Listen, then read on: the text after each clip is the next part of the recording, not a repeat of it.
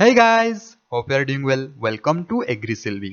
देखिए, soil and moisture दो बहुत ही ज्यादा इंपॉर्टेंट कंपोनेंट है एनवायरनमेंट का। तो उसे कंजर्व करना बहुत ज्यादा जरूरत है। सॉयल एंड मॉइस्चर को हम कंजर्व करेंगे तो कैसे करेंगे? Different different agricultural engineering methods हम अपनाएंगे ताकि सॉयल एंड मॉइस्चर को कंजर्व कर सकते हैं। सो यहाँ पे हम डिटेल में डिस्कस करेंगे क्या क्या इंजीनियरिंग टेक्नोलॉजी और कैसे हम सॉयल एंड मॉइस्चर को कंजर्व करेंगे। You can use playback speed 1.25x or 1.5x for better audio experience. So be attentive, be an optimist. Let's start. Today we will discuss wind erosion. Wind erosion की वजह से क्या क्या होता है, कैसे होता है, उसका mechanisms क्या है, डिटेल में डिस्कस करेंगे। So wind erosion का मतलब है ये कि soil erosion through wind. तो wind erosion की वजह से soil erosion होता है, wind की वजह से soil ही erosion होता है। तो soil आपको पता है basis of all the life forms. So इसीलिए सॉइल इरोजन होगा तो क्रॉप्स डैमेज होगा, फेंसेस डैमेज होगा, बिल्डिंग्स डैमेज होगा, हाईवेज डैमेज होगा, everything. Fine soil particle loss होता है। Okay, fine soil particles are lost along with nutrients.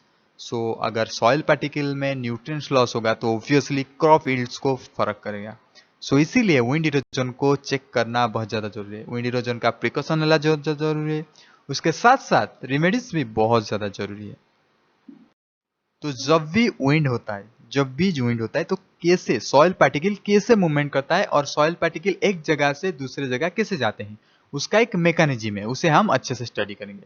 देखिए, यहाँ पे विंड आ रहा है तो विंड आता है, कुछ कुछ छोटे छोटे पार्टिकल होते हैं सॉइल का, कुछ कुछ बड़ा बड़ा पार्टिकल भी होता है, कुछ कुछ मीडियम साइज का भी पार्टिकल होता है। जैसे कि अगर हम मान लेते हैं छोटे छोटे पार्टिकल है, तो जब विंड आएगा वो पूरी तरह एक जगह से दूसरी जगह डिस्प्लेस हो जाएगा। उसी मैकेनिज्म को बोलते हैं सस्पेंशन। तो सस्पेंशन के थ्रू छोटे छोटे पार्टिकल एक जगह से दूसरी जगह ट्रांसफर होते हैं। सल्टेशन, सल्टेशन क्या है? जो मीडियम सॉइल पार्टिकल है वो जंपिंग पैटर्न पे एक जगह से दूसरी जगह मूवमेंट करते हैं, उसे बोलते हैं सल्टेशन।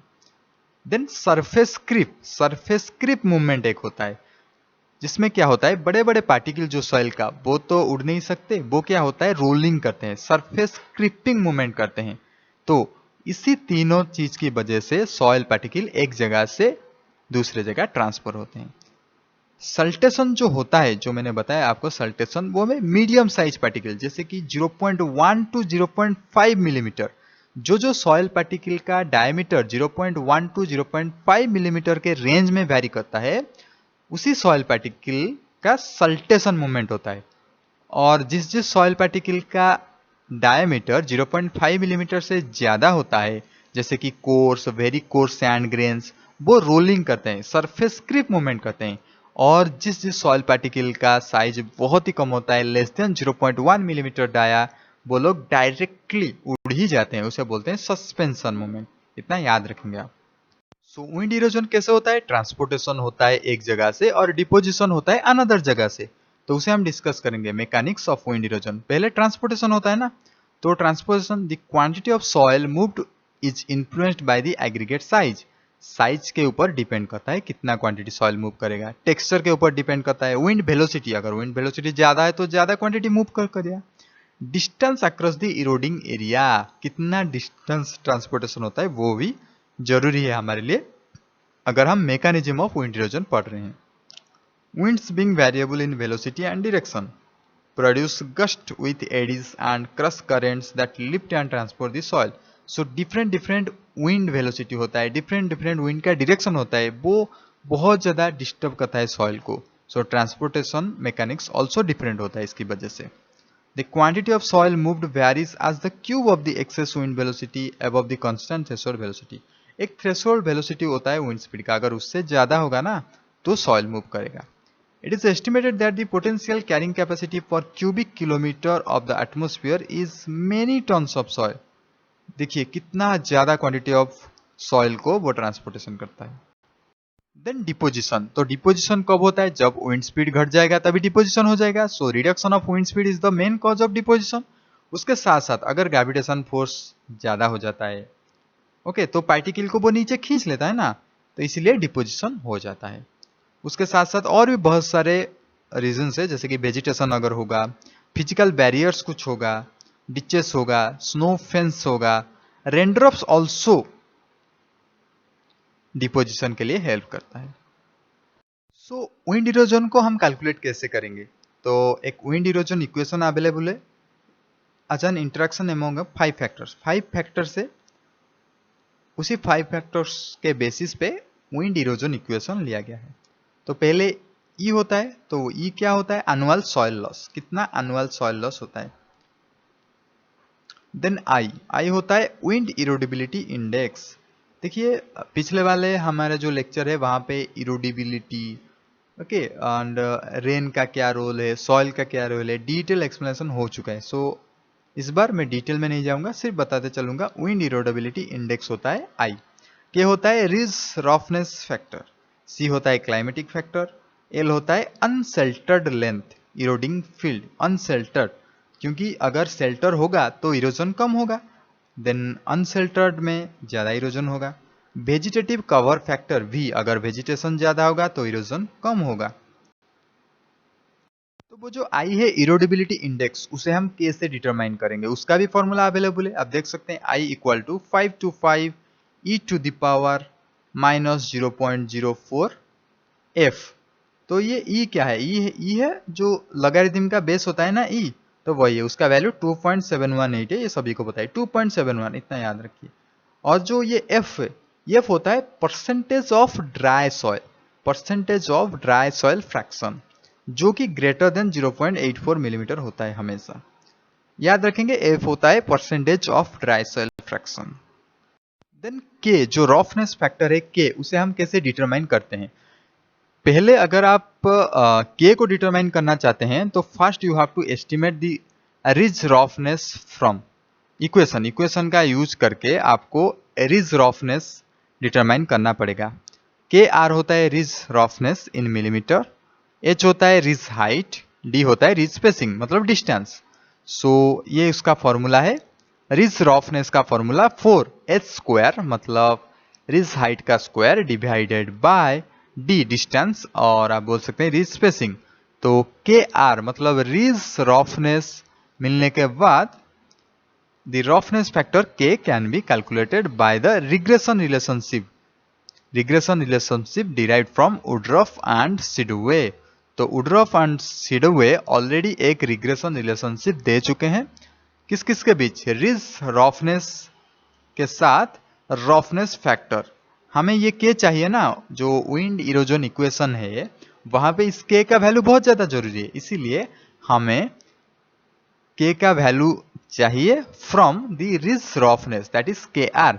सो इस फॉर्मूला, इस रिग्रेशन फॉर्मूला को आप यूज करके के का वैल्यू फाइंड आउट कर सकते हैं।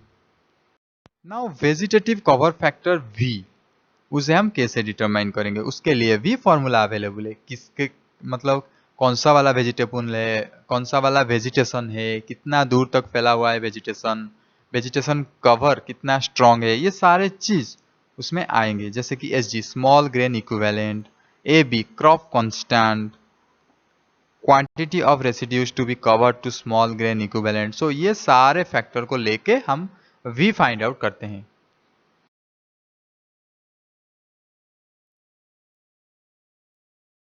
नाउ विंड इरोजन को कंट्रोल कैसे करें? Now it's a very important topic.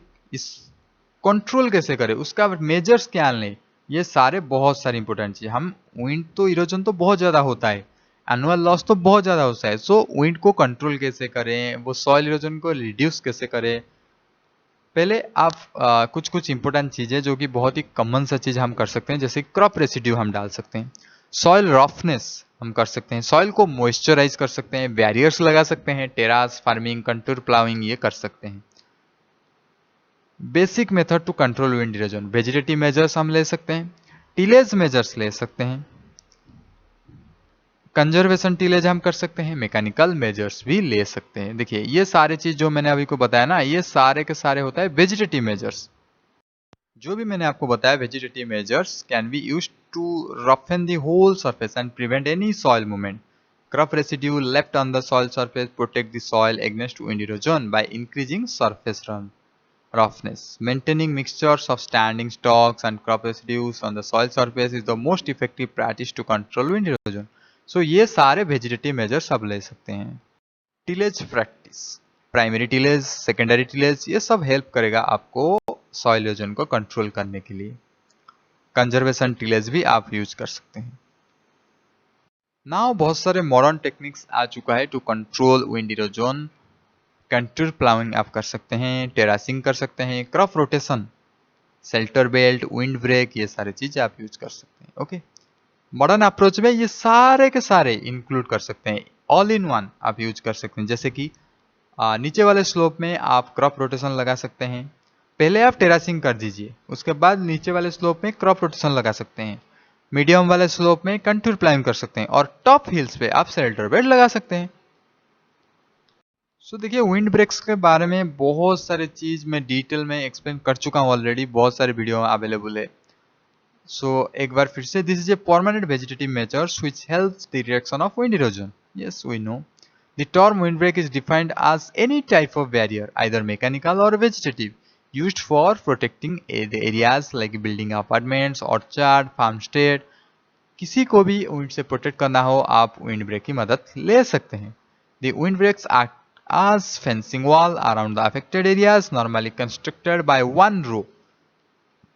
One row आप कर सकते हैं या फिर 2 रोज मैक्सिमम, ज्यादा रो नहीं करेंगे। ओके, ये होता है विंड ब्रेक। अगर ज्यादा रो करेंगे वो शेल्टर बेल्ट कहलाएगा, वो विंड ब्रेक नहीं कहलाएगा। So now we can discuss shelter belt. It is also effective measures to control wind erosion.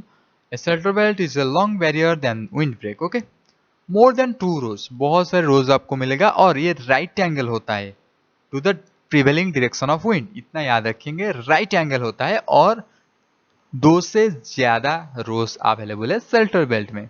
The rose of belt can be developed using shrubs and trees. तो इसका एक formula है, कितना distance को shelter belt full protection देता है, तो कितना डिस्टेंस तक सेफ आप मान सकते हैं। D equal to 17H BM/V। H क्या होता है? H is the height of the wind barrier, कितना हाइट का प्लांट आपने दिया है, होता है हाइट ऑफ विंड बैरियर। उसके बाद VM is the minimum wind velocity at 15 metre height. Okay, V क्या होता है? V होता है velocity of wind, simple. V is the actual velocity at 15 metre height. BM होता है मिनिमम विंड वेलोसिटी, V होता है नॉर्मल वेलोसिटी। ये जो हम फॉर्मूला दिए ना, जो प्रोटेक्शन एरिया कितना डिस्टेंस तक प्रोटेक्शन दे सकता है एक शेल्टर बेल्ट, वो सिर्फ जस्टिफाइड है only for wind velocity up to 18 metre per second. अगर wind velocity 18 metre per second से ज्यादा होगा तो ये शेल्टर बेल्ट का जो फॉर्मूला है ये वैलिड नहीं होगा, इनवैलिड हो जाएगा। So this is our end of the video. If you like this video, please like and subscribe this channel so that you will get more videos in time.